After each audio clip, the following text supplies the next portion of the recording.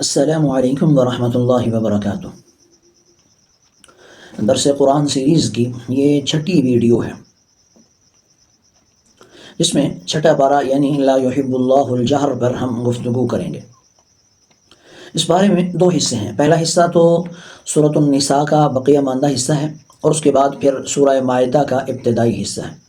سورۃ النساء کا جو بقیہ ماندہ حصہ ہے اس میں 8 باتیں بیان ہوئی ہیں۔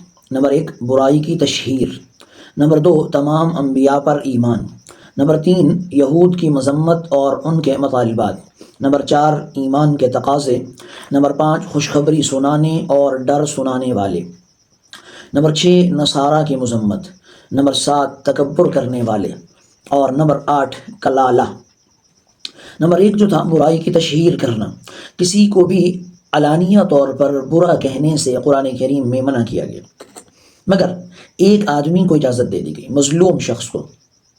مظلوم کو یہ اجازت دی گئی ہے کہ مظلوم اگر کسی ظالم کے ظلم کو لوگوں کے سامنے بیان کرنا چاہتا ہے تاکہ اور لوگ اس کے ظلم سے باز آ جائیں، تو ایسی صورت میں مظلوم کو یہ اجازت حاصل ہے کہ مظلوم ظالم کے ظلم کو علی الاعلان لوگوں کے سامنے بیان کرے۔ اس کے علاوہ کسی بھی آدمی کی برائی کو علانیہ طور پر بیان کرنے سے منع کیا گیا۔ نمبر 2 ہے تمام انبیاء پر ایمان لانا۔ رسول اللہ صلی اللہ علیہ وآلہ وسلم اور آپ سے پہلے جتنے بھی نبی گزرے ہیں، تمام نبیوں پر ایمان لانا لازمی قرار دیا گیا، اور یوں حکم دیا گیا کہ ان کے درمیان کسی نے کوئی تفریق نہیں کرنی، کوئی فرق نہیں کرنا کہ میں موسیٰ کو مانتا ہوں، عیسیٰ کو نہیں مانتا، میں ابراہیم کو مانوں گا، میں اسماعیل کو نہیں مانوں گا۔ تو کسی بھی نبی کے درمیان تفریق کی اجازت نہیں ہے، بلکہ سب نبیوں کو یکساں طور پر ایمان لانا، سب نبیوں پر یکساں طور پر ایمان لانا ضروری ہے، اور ایمان لانے والوں کو ان کی نیکیوں کے سبب عن قریب اللہ بہترین صلہ عطا فرمائیں گے۔ اور کافروں کے لیے بھی ایک وعدہ کیا گیا کہ انہیں اللہ سخت ترین تکلیف دیں گے، اور ان کے لیے ایک ذلیل کرنے والا، رسوا کرنے والا ایک ایسا عذاب ہوگا کہ جو انہیں تباہ و برباد کر دے گا۔ نمبر 3 تھا یہود کی مذمت اور ان کے مطالبات۔ یہود عام طور پر یہ مطالبات کرتے رہتے تھے، آقا صلی اللہ علیہ وآلہ وسلم سے بھی انہوں نے مطالبہ کیا کہ ہمارے پاس کوئی تحریر کیوں نہیں لکھی ہوئی آتی، کوئی بات لکھی ہوئی کیوں نہیں آتی، یعنی خود ایک چٹ آسمان سے آئے ہمارے پاس اور وہ نازل ہو، ہم اس میں لکھا ہوا ہو کہ آپ اللہ کے رسول ہیں تو ہم آپ کو مان لیں گے۔ تو اللہ تعالیٰ نے اس میں یہ یاد دہانی کرائی کہ بھی بات یہ ہے کہ یہ مطالبہ ان کا پہلا نہیں ہے، یہ پہلی دفعہ کوئی ایسا مطالبہ نہیں کر رہے، بلکہ انہوں نے اس سے پہلے بھی بڑے بڑے مطالبات کیے ہیں۔ مثلا سورہ بقرہ میں اللہ نے بیان کیا کہ ان کا ایک مطالبہ یہ تھا کہ ہم حتی نر اللہ جہرۃ، ہم اللہ کو اپنی آنکھوں کے سامنے دیکھنا چاہتے ہیں، اپنے سامنے سے اللہ کو دیکھنا چاہتے ہیں۔ یعنی اتنے بڑے بڑے مطالبات کر چکے ہیں، تو ان کے بے جا سوالات، ان کے بے جا مطالبات اور ان کی سرکشیوں پر فرمایا کہ ایسا ہوگا کہ ان پر ہم ایک عذاب نازل کریں گے، ان پر ایک مصیبت نازل کریں گے کہ جو انہیں پکڑ لے گی، انہیں جکڑ لے گی۔ اور پھر انہوں نے آگے اللہ تعالیٰ نے بتایا کہ انہوں نے عیسیٰ علیہ السلام کو بھی قتل کرنے کی کوشش کی، مگر اللہ نے عیسیٰ علیہ السلام کی حفاظت کی۔ اور پھر آگے آئے گا کہ انہوں نے مریم علیہ السلام پر بھی بہتان باندھنے کی کوشش کی، اور اللہ تعالیٰ نے اس الزام سے بھی مریم کو محفوظ رکھا، اور انہوں نے سود کو بھی حلال قرار دینے کی کوشش کی، اور کئی حرام امور کو حلال کرنے کی کوشش کی، جبکہ اللہ نے سود کی ممانعت فرمائی کہ سود حرام ہے۔ احل اللہ البیع وحرم الربا۔ تو خلاصے کے طور پر یہود کے مطالبات اور ان کی مذمت کی گئی کہ ان کا کسی حلال کو حرام قرار دینا، کسی حرام کو حلال قرار دے دینا، سود کو حلال کرنا، یہ سب چیزیں ناجائز اور حرام ہیں۔ نمبر 4 ایمان کے تقاضے۔ اللہ تعالیٰ نے پختہ علم رکھنے والے، رسوخ فی العلم، جنہیں راسخین فی العلم کہا جاتا ہے، ماہرین علم اور ایماندار لوگوں کو قرار دیا، اور ان پر انعامات اور اجر عظیم اور صلہ اور بہترین چیزوں کا اللہ نے وعدہ کیا، اور فرمایا کہ یہ لوگ ایمان لاتے ہیں، نماز پر، زکوٰۃ پر، قرآن پر، روز آخرت پر ایمان رکھنے والے لوگ ہیں۔ اس کے ساتھ اللہ نے خوشخبری سنانے والے اور ڈر سنانے والوں کو بیان کیا، یہ 5واں نمبر ہے۔ یعنی کوئی قوم ایسی گزری ہی نہیں ہے، کوئی علاقہ، کوئی قوم، کوئی نسل ایسی نہیں گزری جس میں اللہ نے کسی ڈرانے والے کو نہ بھیجا ہو، یعنی جس میں اللہ نے سچے نبیوں کو نہ بھیجا ہو۔ وہ نبی خوشخبری سنانے والے، ڈرانے والے، جنت کی بشارتیں سنانے والے، جہنم سے ڈرانے والے تھے۔ اور وہ جو نبی آئے تھے ان میں ابراہیم، اسحاق، یعقوب، یوسف، یونس، موسیٰ اور ہارون اور عیسیٰ، یعنی یہ سارے نبی علیہم السلام آئے تھے مختلف ادوار میں، کوئی پہلے آیا کوئی بعد میں آیا، کسی کی قوم بڑی تھی کسی کی قوم چھوٹی تھی، لیکن اللہ نے تمام قوموں کے پاس، تمام لوگوں کے پاس وقتاً فوقتاً اپنی حکمت کاملہ اور بالغہ کے تحت مختلف مقامات پر مختلف انبیاء کو اس کائنات میں مبعوث کیا، اور وہ آتے تھے اور لوگوں کو خوشخبری سنایا کرتے تھے اور لوگوں کو اللہ کا ڈر بتایا کرتے تھے، سمجھایا کرتے تھے۔ اور اللہ تعالیٰ نے مختلف نبیوں پر، کسی پر کتابیں نازل فرمائیں، کسی پر صحیفے نازل فرمائے، تاکہ لوگوں کو ان پیغمبروں پر یقین آ جائے، اور اللہ نے معجزات بھی ساتھ عطا فرمائے۔ اب آگے نمبر 6 ہے نصارہ کی مذمت۔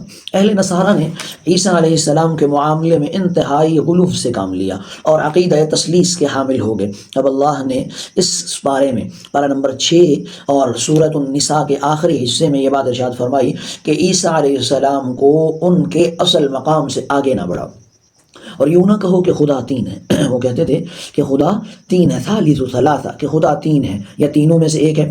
اللہ ایک ہے، اس کا کوئی بیٹا نہیں ہے، لم یلد ولم یولد، وہ تمام تر چیزوں سے بالا تر ہے، زمین و آسمان اس کے ماتحت ہے، ہر چیز پر اس کی قدرت ہے، اس کا قبضہ ہے، اس کا علم ہے، وہ کامل العلم ہے، اور وہ مالک الملک ہے، وہ خالق السماوات والارض ہے۔ اور عیسیٰ کیا ہیں؟ عیسیٰ تو خود کہتے ہیں انی عبد اللہ، میں اللہ کا بندہ ہوں، اور اس کے سامنے عاجزی میں اور عبودیت میں اپنی عزت سمجھتا ہوں۔ اور اس کے بعد اللہ رب العزت نے متکبرین کے بارے میں فرمایا، تکبر سب سے بڑا گناہ ہے، اور تکبر ایک ایسا گناہ ہے کہ جو اللہ رب العزت کو انتہائی ناپسند ہے، اور فرمایا کہ جو لوگ تکبر کرتے ہیں اور اللہ کے سامنے جھکنے کو اور اللہ کے سامنے عاجزی کو اپنے لیے عار سمجھتے ہیں، اور اللہ کے راستے سے لوگوں کو روکتے ہیں، اور جن کی سرپرستی اور وہ ہمدردی رکھتے ہیں، تو ایک وقت آئے گا اللہ ان سب کو اپنے سامنے گھیرے میں لے آئے، ان سارے کے سارے لوگوں کو اللہ گھیرے میں لے آئے گا۔ اس وقت وہ لوگ بچیں گے جو نیک اعمال کرتے تھے، اور ان کے لیے وعدہ ہے، اور جو لوگ متکبر ہیں، گناہ گار ہیں، تو اللہ انہیں سزا دے گا، اور اہل ایمان کا اللہ مزید اجر بڑھائے گا، اپنے فضل سے ان کے اجر میں اضافہ فرمائے گا۔ اس لیے تکبر سے انسان کو بچنا چاہیے۔ اسی سورۃ النساء کے آخری حصے میں کلالہ کا حکم ہے۔ کلالہ ایک ایسے آدمی کو کہا جاتا ہے جس کا نہ اوپر کوئی ہو نہ نیچے کوئی ہو، یعنی نہ اصول ہوں نہ فروع ہوں، نہ تو اس کے ماں باپ دادا دادی یہ والے رشتے ہوں، نہ نیچے کوئی اولاد ہو۔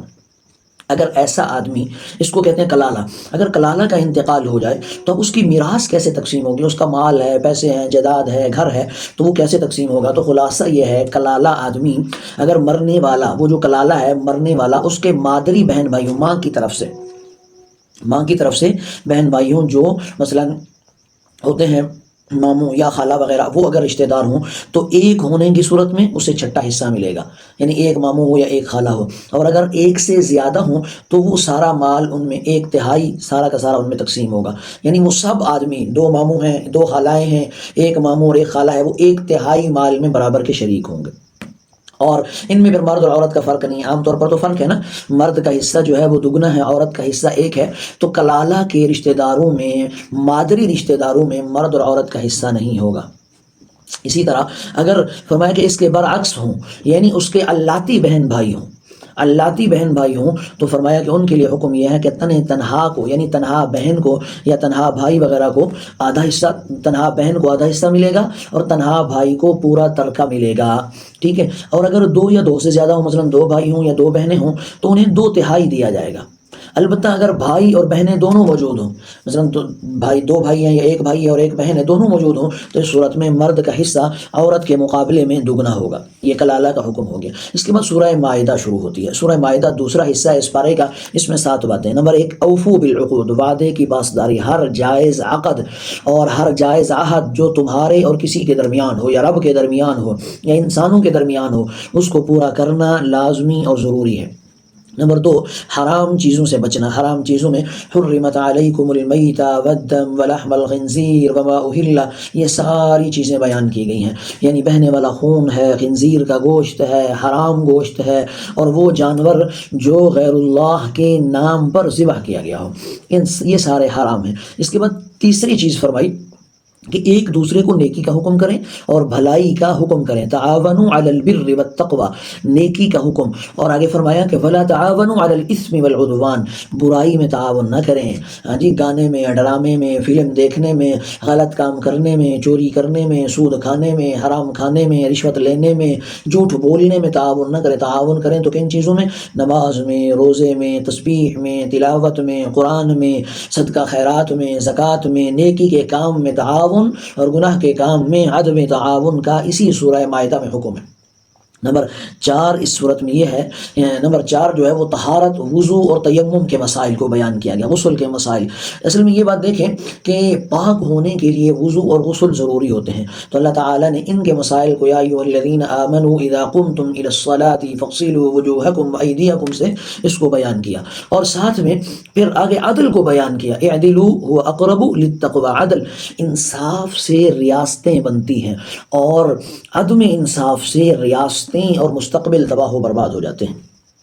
اور یہاں تک فرمایا کہ عدم انصاف دشمنوں کے ساتھ بھی نہ ہو، یعنی انصاف ہو ہر ایک کے ساتھ، چاہے وہ رشتہ دار ہیں، دوست ہیں، عزیز و اقارب ہیں یا نہیں ہے. ایسا نہیں ہے کہ آپ کا کوئی دشمن آ گیا، کوئی جان پہچان والا نہیں ہے تو آپ اس کے ساتھ جو ہے وہ انصاف نہ کریں. انصاف سب کے ساتھ کا حکم ہے. اور اس کے بعد پھر حابیل اور قابیل کا واقعہ ہے. حابیل اور قابیل یہ آدم علیہ السلام کے بیٹے ہیں، اور جسے حابیل کو قابیل نے قتل کر دیا تھا حسد کی وجہ سے. تو یہاں سے یہ بھی بتا دیا کہ حسد ایک بدترین روحانی بیماری ہے، اور حسد نیکیوں کو کھا جاتا ہے، ایسے کہ جیسے خشک لکڑیوں کو آگ کھا جاتی ہے. اور اسی طرح اللہ تعالیٰ نے لعنت فرمائی ہے حاسدین پر. اسی طرح پھر 6 نمبر پر اللہ تعالیٰ نے نبی علیہ السلام کو یہود و نصارہ کی طرف سے جو سرکشیاں ہوئی ان پر تسلی دی گئی. یہودی اور نصرانی ہمیشہ سے جو ہے وہ مسلمانوں کے ازلی دشمن رہے ہیں، مختلف مواقع پر وہ شرارتیں کرتے رہے، مختلف مواقع پر مسلمانوں کو تنگ کرتے رہے، اندرونی سازشیں، بیرونی سازشیں، لڑائیاں، یہ ساری کرتے رہے. اور اللہ تعالیٰ نے فرمایا کہ یہ تمہارے خطرناک دشمن ہیں، اور ان میں سے اکثر لوگ جو ہے وہ اطاعت خداوندی سے نکل چکے ہیں. اور نمبر 7 میں اللہ تعالیٰ نے اہل کتاب کی گمراہی کا بیان کیا کہ اہل کتاب کی گمراہی کا سبب یہ ہے کہ ان کے معاشرے میں گناہ ہوتے تھے، یہ روکتے نہیں تھے. یعنی امر بالمعروف اور نہی عن المنکر کرنے والا کوئی نہیں تھا، ان کے معاشرے میں گناہ ہوتے رہتے تھے. یہ کسی کو روکتے نہیں تھے بھی آپ یہ کیوں کام کر رہے ہیں، ہاں جی آپ یہ کیوں جو ہے وہ دور جا رہے ہیں، آپ یہ نیکی کا کام کیوں چھوڑ رہے ہیں. تو اللہ تعالیٰ نے ان کی غلط بیانیوں کا، ان کی سرکشیوں کا، بد اعتقادیوں کا اور بد عملیوں کا جو سبب بیان کیا وہ یہ ہے کہ گناہوں سے نہ روکنا، امر بالمعروف اور نہی عن المنکر نہ کرنا. تو یہاں سے ہمیں یہ بھی معلوم ہوتا ہے کہ اللہ کو راضی کرنے کے لیے اور اللہ کا بہترین بندہ بننے کے لیے امر بالمعروف اور نہی عن المنکر بھی ضروری اور لازم ہے. اور ہر حال میں امر بالمعروف نہی عن المنکر کرتے ہوئے دامن مصطفیٰ کے ساتھ اپنے آپ کو وابستہ رکھنا لازمی اور ضروری ہے. دعا کریں کہ اللہ ہم سب کو عمل کی توفیق عطا فرما دے.